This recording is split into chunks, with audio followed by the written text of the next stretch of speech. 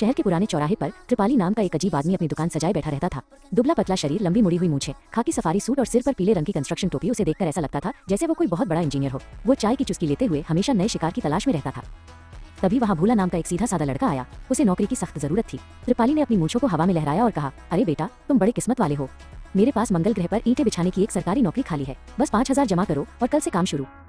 भूला उसकी बातों में आ गया। उसने अपनी जमा की हुई गुल्लक तोड़कर 5,000 रुपए त्रिपाली की हथेली पर रख दिए। त्रिपाली ने झट से पैसे अपनी जेब में डाले और उसे एक फटे हुए कागज पर कलाना लिखकर थमा दिया। भूला खुशी खुशी अपने घर की ओर दौड़ पड़ा।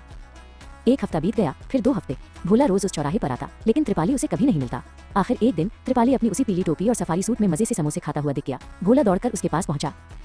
भूला ने हाफते हुए कहा, त्रिपाली जी, 2 हफ्ते हो गए, न नौकरी मिली न मंगल ग्रह का टिकट, मेरे पैसे वापस कर दो। त्रिपाली ने बड़े आराम से समोसे की चटनी चाटी और भूला की तरफ ऐसे देखा जैसे उसे पहचानता ही न हो।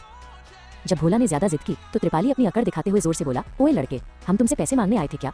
तुमने खुद दिए थे। अब जाओ, जो करना है कर लो। चाहो तो थाने में मेरी रिपोर्ट लिखा दो, मेरा कोई कुछ नहीं बिगाड़ सकता। त्रिपाली की आवाज सुनकर वहाँ गप्पू नाम का एक और आदमी आ गया। गप्पू भी त्रिपाली का शिकार बन चुका था। गप्पू के हाथ में एक बड़ा सा गीला पोछा था। उसने कहा, अच्छा, तो तुम पैसे वापस नहीं करोगे और थाने जाने की धमकी हमें दे रहे हो? धीरे धीरे वहाँ भीड़ इकट्ठा होने लगी। मिसेज खन्ना, जो पास में ही कपड़े धो रही थी, अपना डंडा थापी लेकर बाहर आ गई। उन्होंने चिल्लाकर कहा, इसने मेरे भतीजे को भी झांसा दिया था। आज तो इसकी ऐसी धुलाई होगी कि ये मंगल ग्रह सच में पहुंच जाएगा। फिर क्या था? गप्पू ने अपना गीला पोछा त्रिपाली के चेहरे पर दे मारा।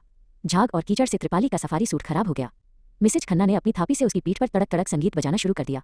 भीड़ में से किसी ने उसके ऊपर बाल्टी भर ठंडा पानी डाल दिया। त्रिपाली की सारी हेकड़ी हवा हो गई। वो चप्पलों को हाथ में लेकर अपनी फटी हुई सफारी और टेढ़ी टोपी के साथ सरपट भागा। पीछे से भीड़ चिल्ला रही थी, अगली बार मंगल ग्रह की नौकरी बेचेगा क्या? उस दिन के बाद त्रिपाली उस चौराहे पर फिर कभी नहीं दिखा।